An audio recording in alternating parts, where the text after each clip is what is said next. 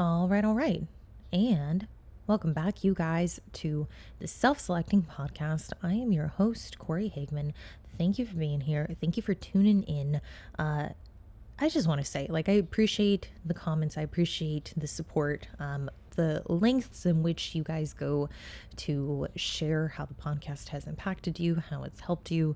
It really means a lot. At this point, time recording, we're going to be closing out 2024 a little less than 2 weeks. So, the fact that 50-ish episodes in, and I've got a good amount of you guys tuning in regularly, let me know that you are stoked for the drop, stoked for these guests that I've been bringing on. It means a lot. I didn't really anticipate that in just a year's time, the growth would be what it is. So thank you for that. Thank you for tuning in. And as always, if this isn't enough to scratch the itch, if you're like, hey, I want to get into more of the weeds, into the tactical aspects of supplementation, health markers, overall just practicality and efficiency in program design and getting more out of your efforts, I do offer 4 bonus episodes every single month on Patreon Tier 3, Tier 1 and Tier 2. A lot of value there, much shorter form content pieces. Still 10-minute long segments. That's really what I average at. Sometimes I go a little longer, anywhere from 10 to 15 of those a month. Anyways, if that interests you, head over to Patreon. The link can be found in the description. But without further ado, what are we getting into today? I want to talk about a really critical piece of the puzzle when it comes to fat loss, whether that's in the sport of bodybuilding, whether that is just overall recreational lifestyle body modification, whatever you want to call it. This component is really important. No matter your age, your training history, when it comes to energy metabolism and overall health, and that is thyroid function. Whether you are working on fat loss, whether you're working on improving your energy levels, whether you are trying to get into the sport of bodybuilding and you're like, I think I'm relatively healthy, but I'm not quite sure. Just want to make sure that I'm coming in with the best chance of performing well as possible. Thyroid is going to play a huge role, more specifically thyroid hormones, and we're going to go into what that entails today, the optimal ranges that you should be at, some of the clues and the signs that would indicate maybe there is a little bit of dysfunction. And the reality is you could be doing everything right. You could be eating well, you could be exercising, you can be getting enough rest, enough, obviously really subjective. But if your thyroid isn't functioning well, if there isn't a baseline function that you're experiencing, you're going to find that your fat loss efforts require a lot more out the gate. And over time, they don't pay off the same kind of return as maybe they once did, or as maybe your peers' thyroids do surrounding you. And I get it, because a lot of people will think and be like, I am doing everything I can. I don't know why it's that much harder for me to lose fat or to see that consistent fat loss. And at the center of thyroid health, we have this balance of T4 and T3. And these 2 hormones are going to play a significant role in how efficiently your body uses energy. So I want you to think your body kind of like a thermostat. It controls how fast or how slowly your body burns energy. And if your thermostat is broken, or if over time, if it's a little faulty, it might feel like it's working exactly the same way it always has, yet how this is manifesting is signs of dysfunction. So low energy, weight gain, brain fog, and in the case for those that are hyperthyroid, anxiety, rapid heart rate, weight loss, which specifically for athletes who are going to be delving into the use of supportive therapy, so exogenous T4 and T3, I think it's important to also cover what symptoms of hyperthyroidism would entail. Now, here's the kicker. Even if your labs do look normal, small imbalances in these hormones, in these levels, can make a big difference in how you feel and how you perform. And today we are going to get into what it actually means to be functional, what those ranges are, as well as what are the considerations around using supportive therapy in a way that can optimize this function, particularly for the competitor, for the individual who is looking to get the most out of their efforts relative to performing well in the sport of bodybuilding. Now, the thyroid is a small butterfly-shaped organ located at the base of the neck. Now, it plays a critical role in regulating metabolism, protein turnover, energy production, and hormonal balance. Now, these functions are particularly relevant to individuals who are looking to lose fat, and as well as individuals who are just looking to sustain a body composition that is of a healthy BMI. Now, the interconnected relationship between the thyroid and other systems is complex. And one of the systems that we're going to talk about today is the gut, and how thyroid plays a direct role and is linked really heavily to overall that gut microbiome health. And really understanding this relationship between the thyroid and the gut is central to understanding thyroid dysfunction and its impact on athletic performance. So the body produces two primary hormones, T4 and T3. Now, T4 is the inactive precursor that then gets converted into T3. T4 is kind of like a storage hormone. On its own, it doesn't do much, but it is then converted into T3 when your body needs it. Now, T3 is the active hormone. Now, this hormone controls how your body uses energy and regulates metabolism. So what these thyroid hormones actually do. Big one is going to be regulating metabolism. So thyroid hormones set the speed of your body's physiological engine, so the basal metabolic rate. They decide how fast you burn calories even at rest. So think if you were not to get out of bed, if you were not exercising, not moving, there is still a specific amount of calories that you were going to burn even if you were sick in bed all day. Now, if your thyroid is overactive, this is called hyperthyroidism. You burn more calories, you lose weight, and you may even feel more energetic, even borderline anxious and very jittery. If your thyroid is underactive, this is called hypothyroidism. You burn fewer calories, you have a higher propensity to gain weight, and you're probably going to feel tired and lethargic. Now, another primary role in thyroid hormone function is protein turnover, so managing muscle health, so the aspect of protein synthesis and muscle breakdown, catabolism. Now, this is specifically important for individuals who are going to utilize exogenous thyroid hormone, because too much thyroid hormone can actually break down muscle, leading to weakness and wasting, while too little can prevent muscle from building and repairing properly. Now, we'll also see this manifest in the skin, hair, and connective tissue. Now we look at thermogenesis. These hormones make your body produce more heat by stimulating brown fat cells, specialized fat that burns energy to make heat.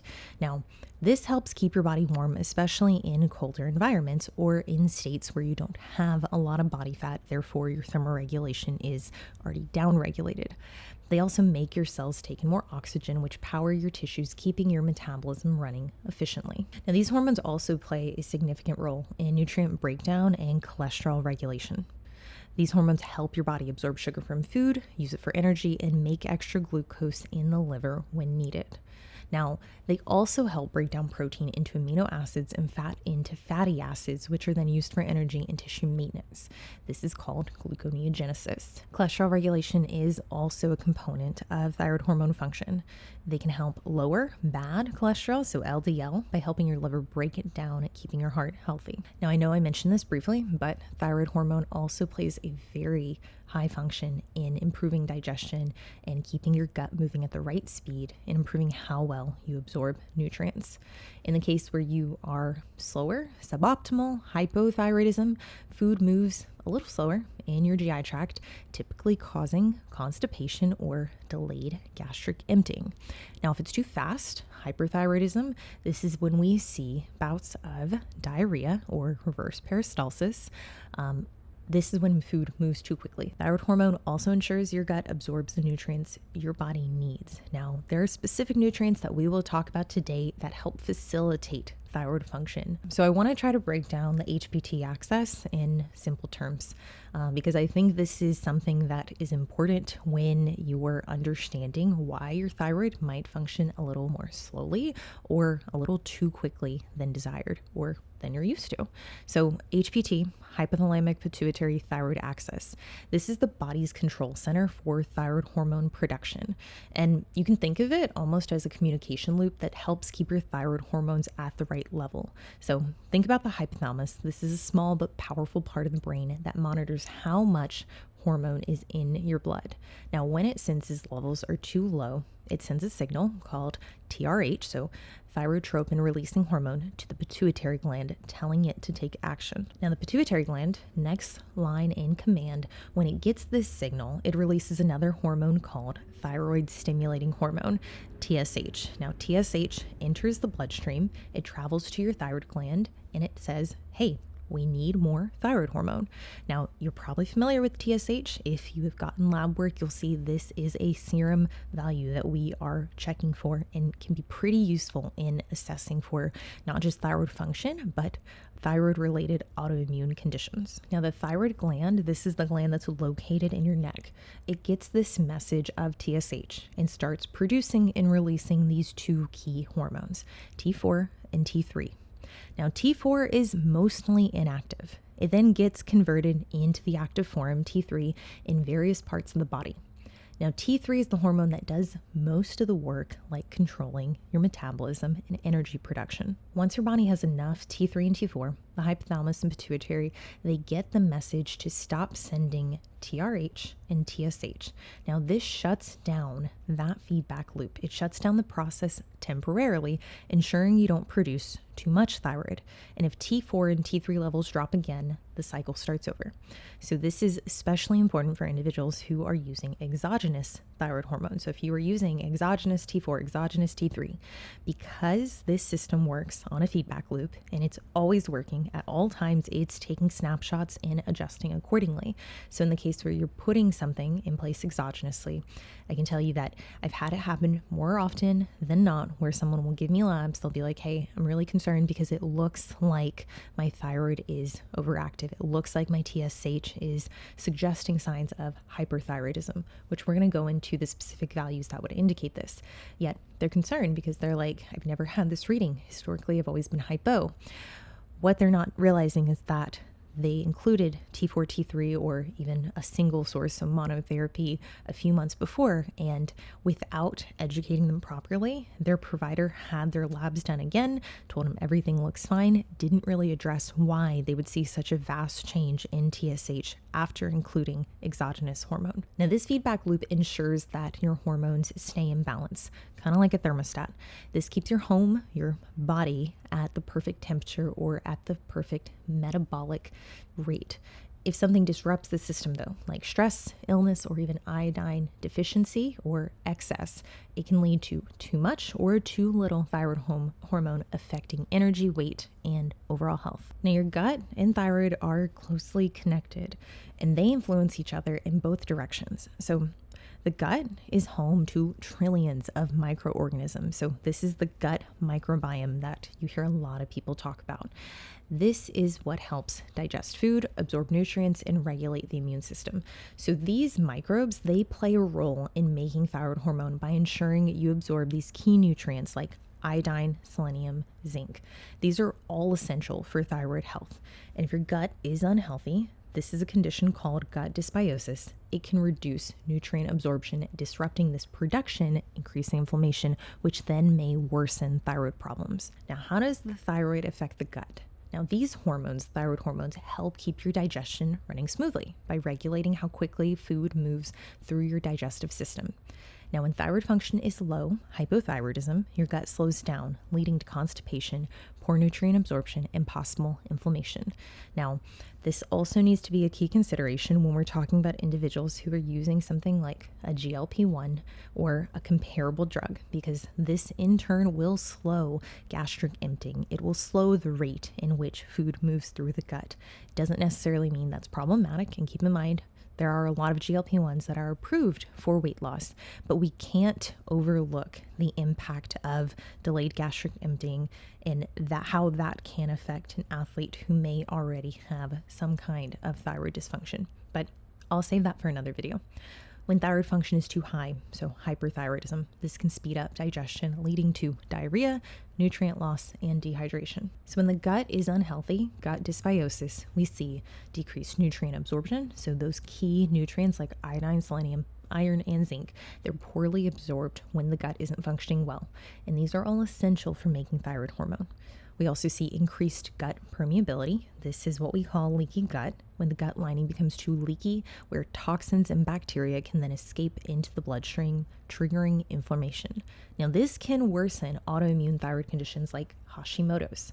Now, across the board, I would say the most wide-reaching is hormonal imbalance, because stress and the gut problems can reduce the activity of thyroid hormones, making you feel tired and sluggish, elevating cortisol, impacting normal circadian rhythm. Now, how do we improve this interconnected relationship between the gut and the thyroid? There are nutritional strategies and lifestyle strategies. Both are non-pharmacological because we would prefer to take those interventions prior to introducing a medication. But the nutritional strategies would be eating enough calories and maintaining healthy body fat levels. So you have to understand that extreme calorie deficits, very low body fat, this is a high stress on both the thyroid and the gut. So ensuring that if we are going to be at very low body fats, or we're going to be in extreme calorie deficits, that we are doing so with intention and only for the necessitated amount of time. Another big one, prioritizing fruits and veggies. So aiming for 400 to 800 grams daily to provide fiber and antioxidant support for gut health. Now, ideally, this does come from whole food sources. If you do need to supplement, if you find that there are holes in your nutrient values, then yeah, adding those in to supplement your diet, amazing. This is particularly important for the physique athlete or for someone who may be in a calorie deficit and isn't able to be as lax with that fruit and veggie intake. But I would say largely across the board, you're going to be better off by getting these from whole food sources. Next, adding in omega-3 fatty acids. These can be found in fish or supplements. Most people are going to recommend 1 to 2 grams daily to help reduce inflammation. I think for the individual who is already experiencing some kind of dysbiosis, whose immune system is already on the weaker side, who is already a little more sensitive, so particularly when you're at low body fats, I think pushing this to 4 or 5, even 6 grams, if you can tolerate it, would be preferred. Now, not sponsored with them, but I did used to work for them. Legion Athletics has a really good fish oil called Triton. They have a ton of affiliates. So you just have to go to their page and find one of their affiliates. I know Will Kemp, he has a discount code. Highly recommend. Their sourcing is top tier. I think it's 4 grams in one serving. So if you wanted to do 1.5, that could very well be reasonable. Next is avoiding processed foods and sugar. Now, I am a big fan of highly palatable food. I do like desserts. I'm not one of those girls that's I just can go forever and eat very bland foods. I do like very bland foods, but I digress. When we're talking about someone who's trying to correct very quickly gut dysbiosis and inflammation, it's through an elimination of these aggravating foods that I think you can get a lot of progress very quickly. So in the case that you are eating packaged foods, replace this with something that is more natural, like fruits, like vegetables. It's not to say you have to do this forever, but especially in heightened states of inflammation or in states where you're experiencing a lot of dysbiosis in the gut, I would recommend being a little more intentional with these food choices. Now, lifestyle tips: managing stress, sleeping well, reducing training volume. The stress is going to be a thing, like chronic stress. It's going to harm both the gut health and thyroid function. So being very mindful. And I know I was one of those people, for the longest time, I don't really resonate with journaling. I don't really resonate with meditation. This doesn't have to be the conventional sense of what you think of, where you're oh, I need to go and lock myself in a room for 20 minutes and just stare at the ceiling or whatever. I was very resistant to the idea of meditation. And I think when I started to reframe it as hey, these are just breaks that are scheduled throughout the day where you are forcing yourself to turn your brain off and get in touch with how your body's feeling physically. And this can be as simple as writing down, I'm feeling very anxious. I'm feeling very uncomfortable, and trying to be very specific with the feelings themselves. Identifying them, labeling them is a very helpful tool. I do tell clients who are struggling with like high degrees of stress, I'm like, if you can't if you can be on track, if you can be adherent, if you can do your cardio, I want you to treat meditation, or let's just call it mindfulness, or some kind of, I don't know, presence practice where you just force yourself to think about how you're feeling. That's all I'm asking. 5 minutes, a couple times a day. You do have the time. I think realistically, and I'm guilty of this myself, would be like, I don't want to do this because I like the feeling of being very focused, very go, go, go. But I think that this is especially important for individuals who feel a little overwhelmed with their stress. They don't feel like they have the ability to modify the environment, or they don't have the ability to pull back from maybe the overarching stressor that is, at the highest magnitude. Planning these things, if it's like, hey, I'm going to be in the car and I'm not going to scroll on Instagram, or I'm not going to go to YouTube, I'm just going to get into my notes app and I'm going to try to journal a little bit. I'm just going to write about like what's going on. It can sound cheesy, but I do think that this is helpful. Sleep, aiming for 7 to 9 hours per night. This is fundamental. I mean, like I've said this a few times, but like if you have any problems in life physiologically, if you're having issues with weight gain, not being able to build muscle, stress, just overall feeling fatigued, brain frog, yes, we're going to coin that, brain fog, anything of that nature, any kind of dysregulation, prioritize your sleep. I was that person that was so like stubbornly like, I don't know, I'm so cool, I can only get like 6 hours of sleep because I'm just so busy.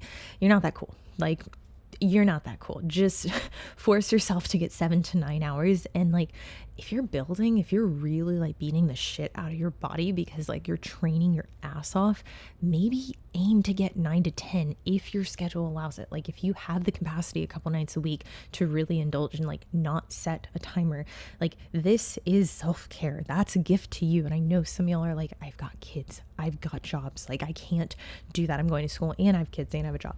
Some of y'all are just warriors. I'm not saying it's going to be practical every night. I'm saying where you can tidy up, if it's like another 30 minutes, or if it's like, hey, I only got 6-7 hours a night, maybe I have an opportunity to get a little nap in later today, or even just scale back some of the stimulus and the output later in the day. That's what I'd recommend. Hardly ever do I recommend reducing training volume unless someone is like just completely, in the gutter and like their hormones are really in a position where it's like, that's kind of all we can do at this point. So I would say post-contest, especially, that's going to be an opportunity to scale back or even like shift some of the modalities of training from ones that at the end of contest prep, you're going to be using a lot of modalities that have a lot of external bracing. So a lot of machines, not a lot of ones that require a lot of, stability.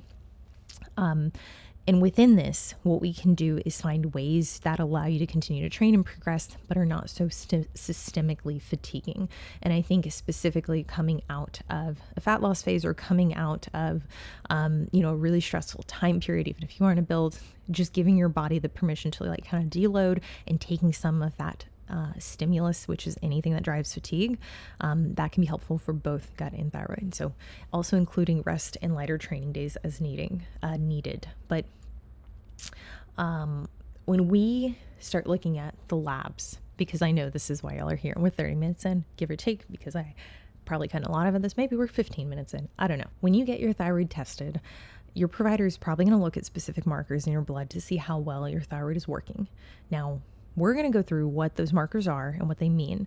And it can be a little bit of a pain because if you do go to a doctor, your provider, your public health, whatever, assuming that you're not going to like a Merrick or Transcend or some like private lab. And even then, like, you're not guaranteed that you're going to get all these labs done. So I would be very clear, like this is something I want you to take notes on. I'd be very clear on what labs are going to be drawn. And the ones I'm going to go over today, these are the ones I absolutely would get drawn to get a comprehensive picture of how your thyroid's functioning. So biggest one, TSH. This is a signal from your brain via the pituitary that tells your thyroid to make more hormones. And if your thyroid isn't making enough hormones, TSH levels go up because your brain is trying to compensate. Now, if your thyroid is overactive, TSH levels drop because your brain is telling it to slow down. So you're going to see, and this is where you have to understand, reference ranges are not always clear cut and they're not always comparable lab to lab. So like LabCorp versus Quest versus other private facility, they're overarching bodies, and they can oftentimes include individuals in the sample that's determining this reference range. So they take 95% of the inputs and they cut out the bottom 2.5% and the top 2.5%. This is the same thing with like testosterone levels for women and men, I guess. You get a lot of people who might technically be healthy, like on paper, and like they look very healthy and they don't have any symptoms that would indicate dysfunction, but they are borderline hypothyroid or borderline hyper. The optimal range that you're going to see that most people report is like 1.0 to 2.0.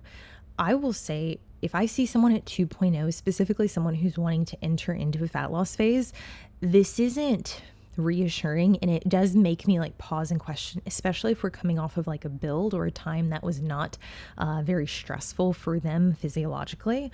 That's going to cause me to pause and be like, what's going on? Like, why is the thyroid getting this elevated signal? It's not to say you're hypothyroid if you're 2.0 for your TSH. It's just that if there was a trend, like an upward trend in thyroid, if previously I saw you at a 1 and then a 1.5 and then a 2, I can reasonably assume that we're probably going to see this continue to elevate. That can happen, and that's always what I'm like preparing for. So with clients that I'm seeing that consistent trend go up, I'm like, we need to understand why this is happening, because realistically, if we're trying to enter into a fat loss phase in the next 6 to 8 weeks and it's continuing to rise, this is going to be problematic, because we know thyroid hormone is, well, thyroid function as a whole is going to be downregulated once entering a fat loss phase. So 2 is really the marker where I'm like, like, why is this happening? Could there be a nutrient deficiency that we need to address? Do we need to pull back training? Is overall like allostatic load a little too high relative to stress? Really, when I see 3.0, 4.0, this is the time in which I want to get antibodies checked for. Those are not what I would consider normal, even though you will see reference ranges on TSH that go up to 4.5 and 5. This is just personal preference. A high TSH does suggest underactive thyroid. So that's, as you see that number go up, it's leaning more towards a potential indication that you are hypothyroid, but thyroid isn't producing enough hormones. So we just have to understand what that is. Now, if the TSH is low, which of the thousands of labs I've looked at this point, I've only ever had one person who is not supplementing with exogenous thyroid come back at like 0.7, 0.8. And she was an anomaly. Like, she like did a contest prep, got really lean, used PEDs, and then got pregnant like 2 weeks out. I mean, she was truly resilient, like a unicorn, and her thyroid was very overactive, considerably, like for the state that she was in. So it's not something that I see. As I mentioned before, if you're using exogenous thyroid hormone, so if you're using T4 or T3, we can reasonably expect TSH to be lower, because your body is recognizing that there is a high degree of circulating hormone in the blood. So free T3, this is the active form of thyroid hormone that your body uses to regulate metabolism and energy. It is the most important hormone for thyroid function because it does the work. Now, low free T3, you'll see again a wide range. Really, if I see it below 3.0, this indicates that your thyroid isn't really making enough active hormone, which can cause fatigue, weight gain, other symptoms of hypothyroidism. And I just want to be clear, when I say like weight gain, weight loss, I'm more talking about the propensity. There are people that have like subclinical hypothyroidism. They are hypothyroid. You can still lose weight. Like, hypothyroid is not going to impede your weight loss entirely, but it is going to make it that much harder. So just to clarify there, like CICO is still the overarching principle. So calories in versus calories out, just to clarify. High free T3, that can indicate overactive thyroid. So this can lead to symptoms like weight loss, anxiety, heat intolerance.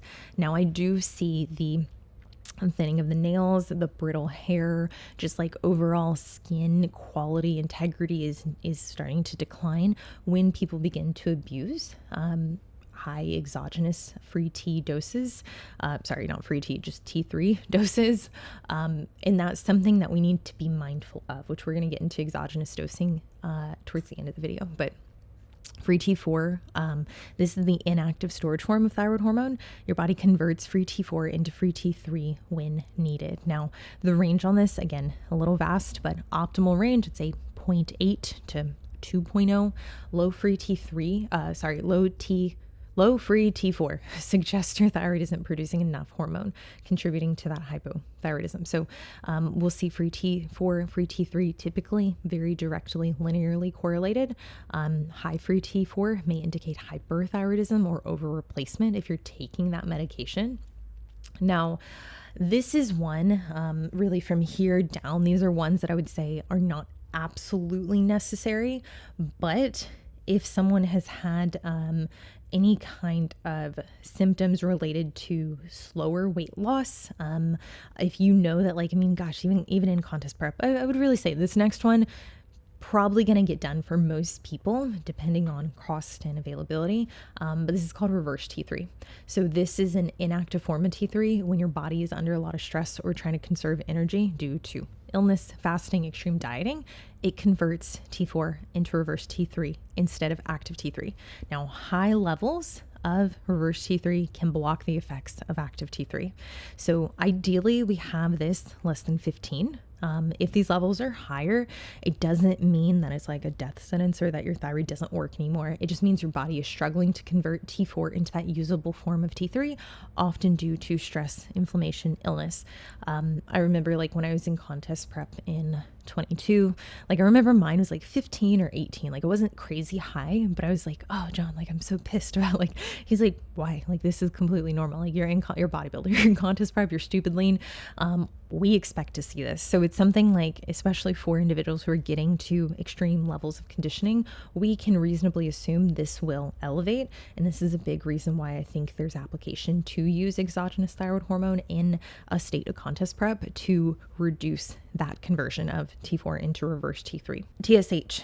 If TSH is elevated to a certain point, and I'll say like if I see it starting to be like 2.8, 3.0, this is when I'm going to want to check for thyroid antibodies. So these tests check for immune system activity against your thyroid. And if your immune system is attacking your thyroid, it can cause this dysfunction. So the two antibodies that I want to check for are TPO-AB, also called anti-TPO, and then TGAB, also called anti-TG. So TPO-AB, this checks for an autoimmune condition called Hashimoto's thyroiditis. Now, the most common cause of hypothyroidism is Hashimoto's. So for TPO-AB, we want to see this value less than 35.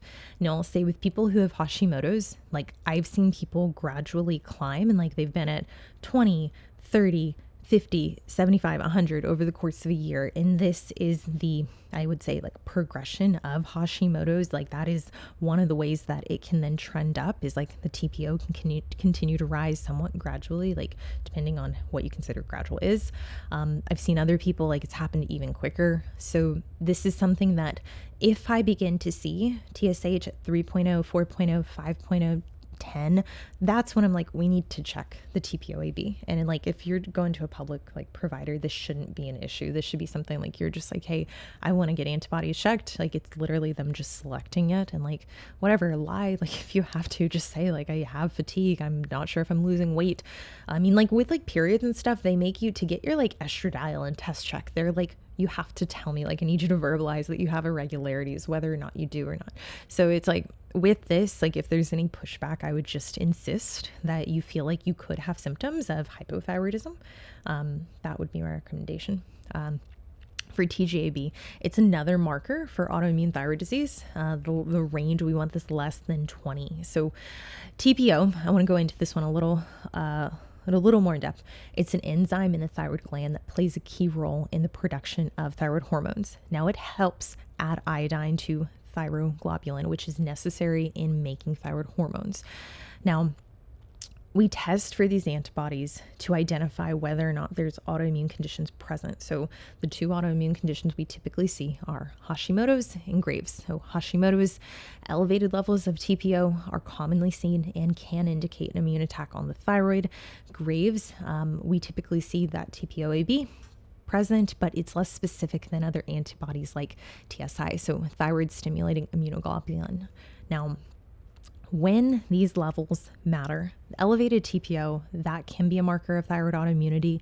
To my understanding, that is like a very well recognized like gold standard for diagnosing Hashimoto's. So in the case where you think you have Hashimoto's and like you've been told that you have Hashimoto's, I can't tell you, like it's happened numerous times where someone comes to me, they're like, I have Hashimoto's. I was put on exogenous thyroid hormone at 25, and they never had antibodies checked. They don't have any family history of Hashimoto's. It was just, in my opinion, like a lazy practitioner not taking the necessary step to be like, hey, let's check the AB, let's check the TPO-AB, the TG-AB. Let's confirm that is what this actually is, because that prognosis does look a lot differently than someone who's just experiencing subclinical hypothyroidism. Now, with high levels of TPO, even if thyroid hormone levels are normal, high TPO can indicate a risk of developing autoimmune thyroid dysfunction in the future. So it is something I wouldn't gloss over. And I think it's something we need to make very apparent in our space, because I think that can help with the decision making specifically for the physique athlete who does want to compete and may be suffering from Hashimoto's or predisposed to Hashimoto's. So why these tests matter: think about TSH relative to T4, T3 levels. That is really the path we need to take in understanding potential dysfunction and what that dysfunction is. So if TSH is high and free T3 and free T4 are low, you could be hypothyroidism. It's signaling that you have a slower thyroid function than normal. If TSH is low and free T3 and free T4 are high, you could be hyperthyroidism, meaning you are having overactive thyroid function. Now, when we see elevations in reverse T3, this is pretty commonly seen with high TSH, low free T3, low free T4. If we see that does indicate there is stress on the system and that conversion is just not happening. There's a compensatory mechanism that's causing your body to hold on to those resources. Now, if we see elevated antibodies, that can point to a more specific issue like stress-related thyroid dysfunction or autoimmune diseases like Hashimoto's or Graves'. Now, thyroid dysfunction and acute bouts of it even can be a significant challenge for physique competitors, especially during a fat loss phase. Whether you're a competitor or just an individual who's looking to improve and modify their physique, you're looking to lose body fat, hold a better body composition. When your body is under an immense amount of stress due to strict dieting, intense training, here's how this plays out. Here's how that thyroid dysfunction occurs. Caloric restriction, so cutting calories, is a key part of fat loss, and it has a direct impact on these levels. And we actually see that within just a few days of severe caloric restriction, levels of T3 can decrease up to 30%. This is also why I think in the case where if someone is going to be embarking on a 3, 4, 5 month prep or fat loss phase, it very well could make sense to have T4, T3 in out the gate. This reduction in metabolism does make it harder to burn fat and maintain energy levels, that being the reduction from just restricting calories. Now, second thing, stress. Contest prep, fat loss can often involve high physical and mental stress, which can increase levels of cortisol. So elevated cortisol, that disrupts the thyroid's ability to function properly. It reduces the conversion of T4 into T3. It increases the levels of reverse T3, which then blocks T3 from doing its job. Now, when your body doesn't get enough calories to meet its energy demands, it tries to conserve energy. So keep in mind, this feedback loop is always on and always working. This can lead to a process called adaptive thermogenesis, where your body becomes more efficient at using energy and burning fewer calories. Now, pause. I don't want anyone to think this is me insinuating metabolic adaptation. To some degree, yes, you will see downregulation of your metabolism, but not in a permanent sense. And we even think about it related to cardio. Like, I've been 150 and dropped to 125, and like the active calories burned while doing cardio has been roughly the same. Like, there isn't a high decrease, but there is some decrease. Now, the mitochondria, the energy producing parts of your cells, that can become less efficient, further reducing energy output. How these changes affect physique competitors: we see reduced fat oxidation, decreased glucose uptake and recovery capacity, because thyroid hormones play a key role in how cells take in and utilize glucose, sugar. Now, low T3 means your muscles don't absorb glucose as effectively, leading to slower recovery after workouts and less energy for training. It's also lead to lower protein turnover, lowered protein synthesis. Protein synthesis is crucial for maintaining and building tissue, and this slows down when thyroid hormone levels drop. This does make it harder to preserve muscle mass during fat loss phases, especially when combined with a steep calorie deficit. So I want to go back to Hashimoto's, because this is something that I think is commonly misunderstood, but this is an autoimmune condition where your body's own immune system attacks the thyroid gland. Now, over time, this can lead to chronic inflammation, damage, and eventually reduced thyroid function. Now, the immune system, why this is happening is because it's mistakenly identifying the thyroid as a threat and starts producing antibodies to attack it. The two antibodies, TPO-AB, TGA-B, they're markers for this autoimmune process. And this ongoing attack causes inflammation and causes then the development of hypothyroidism. Now, there are times that in the early stages, we can see something that is called hashitoxicosis. Now, the thyroid may release excess stored hormones in the bloodstream as the gland is attacked, and this can temporarily create these symptoms of hyperthyroidism, even in the presence of elevated antibodies. Now, it doesn't last forever, and as the thyroid eventually becomes too damaged, it begins to decline and reduce the production of these hormones. This does then progress into hypothyroidism. So when the body's metabolism is slow, it causes feelings of fatigue, so feeling really tired all the time, even with adequate sleep, cold intolerance, hair loss, depression, a common symptom due to that slowed metabolic and brain function, as well as menstrual irregularities, so heavier, more frequent or skipped periods. Now, women make up about 75% of all autoimmune thyroid cases. The hormone fluctuations during puberty, pregnancy, and menopause may increase these risks. And this is especially true for those going through bouts of perimenopause, because they are in and out of contest prep or they are perma-dieting. Having any kind of family history of thyroid disease or autoimmune conditions can increase the likelihood of developing Hashimoto's, as well as triggers. So stress, infections, environmental factors that can trigger the immune system to go into attack mode. Not to mention poor gut health. So like we talked about, leaky gut dysbiosis, this can also contribute to the potential trigger of that autoimmune attack. Management is going to be very similar to someone who is hypothyroid, reducing inflammation, stress management, supporting your gut microbiome through probiotics, fiber, anti-inflammatory foods. Also being mindful of excessive iodine intake, which can exacerbate the condition. Now, we need to support thyroid hormone with selenium, iodine, zinc, and omega-3 fatty acids. Selenium supports thyroid hormone conversion and reduces inflammation. Now, this can be found in Brazil nuts, fish eggs. This can be found in Brazil nuts, fish, and eggs. I personally use the app Chronometer to track overall micronutrient intake, and these are ones I would especially say if you are predisposed to develop Hashimoto's or hypothyroidism, we should be monitoring for these. Iodine, it's essential for thyroid hormone production, but only in moderate amounts, because excess iodine can worsen autoimmune activity. Now, once the thyroid is no longer able to produce enough hormone, using either T4 or a combination of T4, T3 can restore normal levels, but proper dosing is essential to avoid symptoms of over or under replacement. Now, how does exogenous thyroid hormone fit into fat loss for the physique athlete or recreational athlete? Now, exogenous just means hormones taken from an external source. So exogenous thyroid hormone can be used sometimes by physique athletes, recreational athletes during prep or during a fat loss phase to help maintain their metabolism when calorie intake is low and physical demands are high.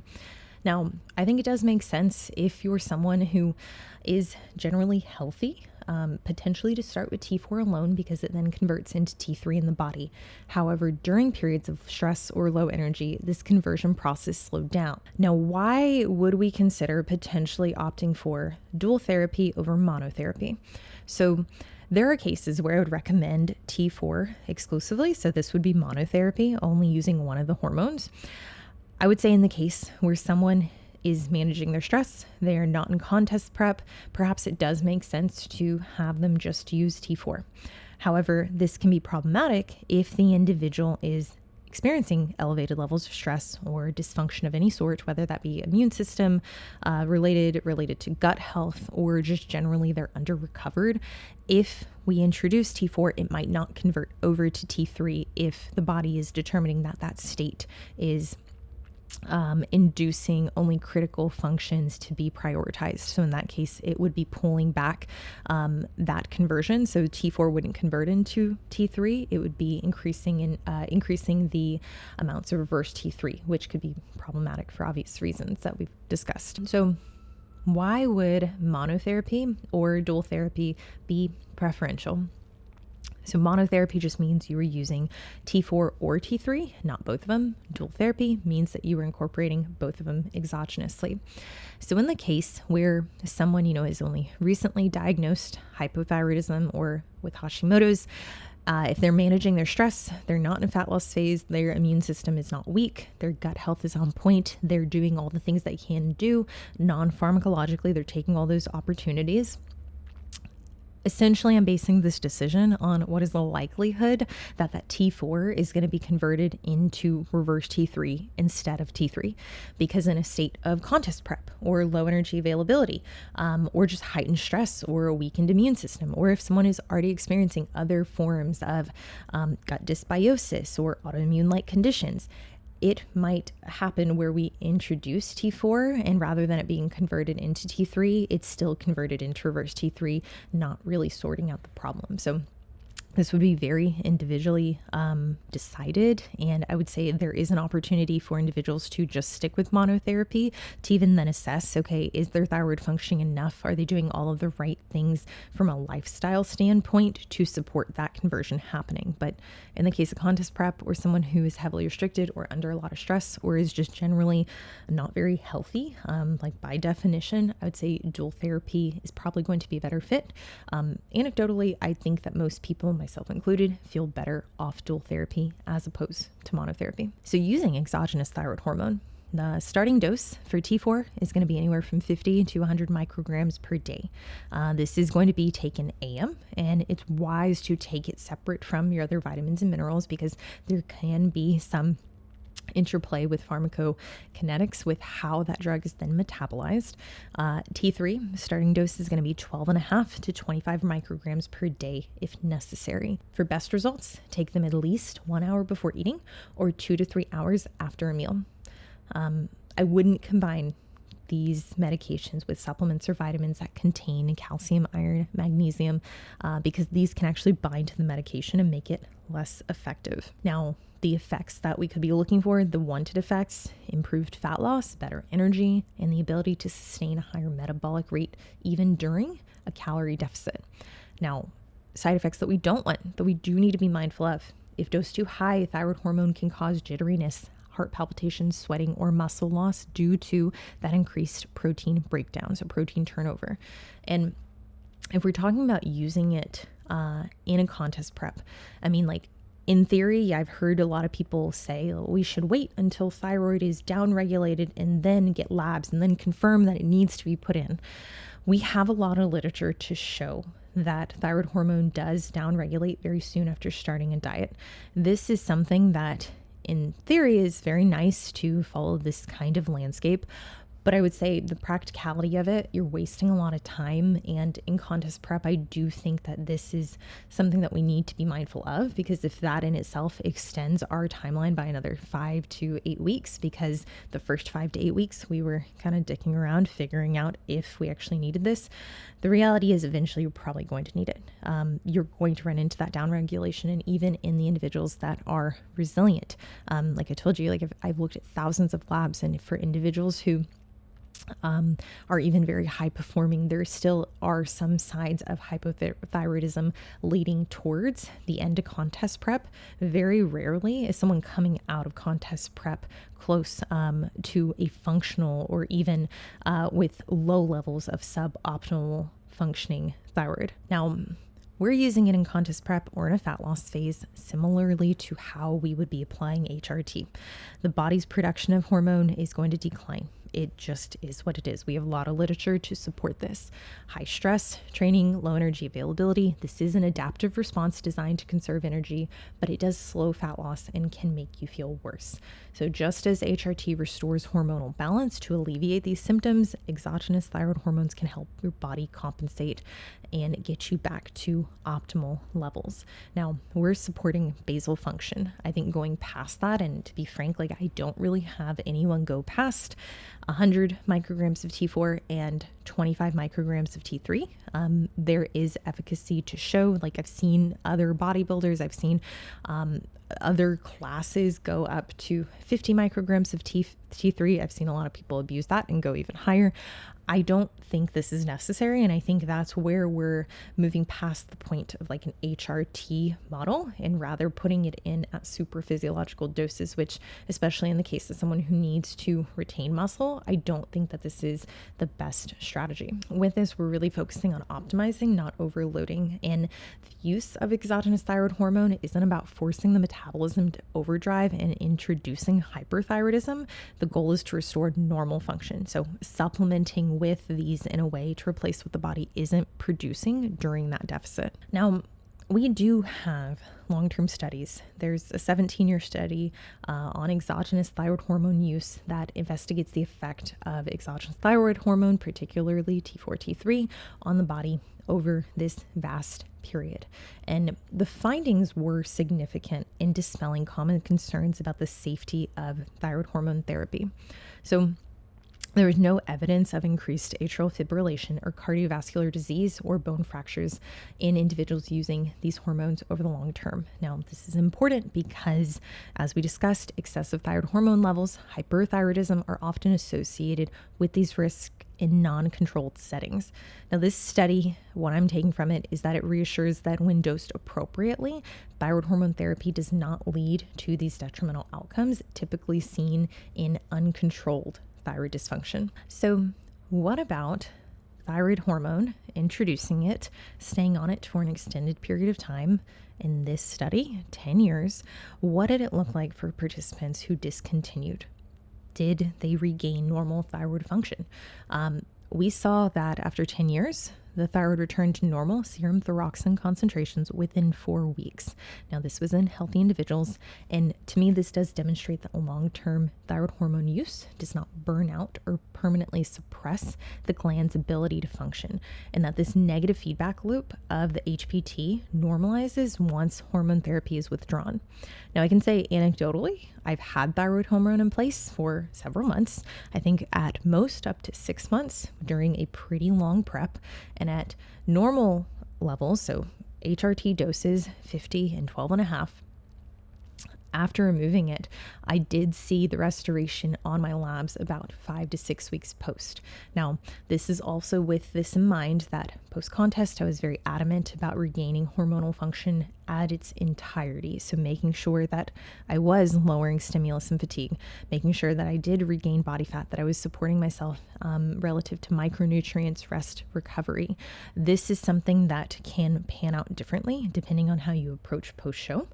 If you do try to extend the deficit, this can be something that does take longer for you to return to normal levels. Now, do you need to taper off? This is another one that I get asked commonly. After competition season is over, after your fat loss phase is over for non-competitors, I do think tapering off thyroid hormone allows the thyroid to recover its natural production. However, this is specific to your dosing. So in the case that someone is at 125 micrograms, so 100 micrograms of T4, 25 micrograms of T3, what I would do for most people is at that 3 to 4 week mark, depending on where they are metabolically, depending on how it looks in terms of weight regain, depending on how they're doing psychologically, this may be the point in which we split that dose in half. But realistically, I like people to come off entirely between the 6 and 8 week mark. I don't really want someone just leaving it in indefinitely in that off season, specifically in post show, because I do want to see what is their normal function and how quickly does that bounce back after a contest prep. So you've heard me talk about this post show. I love to get labs typically in that 4 to 6 week mark, because that's kind of when we're doing an audit of what remaining deficits there are relative to hormonal balance. Are we still seeing that things look pretty shitty and like we need to spend way more time reducing overall stimulus, reducing maybe training volume, increasing food? This is again all relative to the intake, how quickly that person's gaining body fat, how well we're going about managing fatigue. But it's at that point that I would say, like, even if thyroid hormone's only just coming out, we could reasonably anticipate there still to be signs of hypothyroidism if we just removed it prior to those labs getting drawn. So if you got labs drawn at the 4 week mark and you removed it at the 3 week mark, or like the 4 week mark, like on the nose, then it's likely we're going to see a pretty stark drop off in thyroid function. But that's just something to be mindful of, is that like moving forward past that, we should see some kind of restoration. We should see signs that it's improving. So how does estrogen imbalance relate to thyroid function? Now, this is typically manifesting in a way where I begin to see weight loss resistance or some kind of weight loss stall, despite the athlete being very adherent, despite us seeing progress historically. Now, estrogen dominance occurs when estrogen levels are too high relative to progesterone levels. Now, this can happen even if levels are elevated, absolute dominance, or if progesterone levels are too low, relative dominance. If estrogen was in normal range, so between 75 and 150, yet we see progesterone is not rising as we would hope, or not to a magnitude where it offsets and opposes that estrogen. This would be considered relative estrogen dominance. Now, how does this affect weight loss? High estrogen levels increase the production of TBG, a protein that binds to thyroid hormones in the bloodstream, making them unavailable for cellular use. Now, this is reducing the amount of active free T3, impairing metabolism and energy production. So we see that estrogen encourages fat storage, particularly in the hips, thighs, and lower abdomen, but excessive estrogen can make it harder to mobilize these fat stores, contributing to visceral fat gain.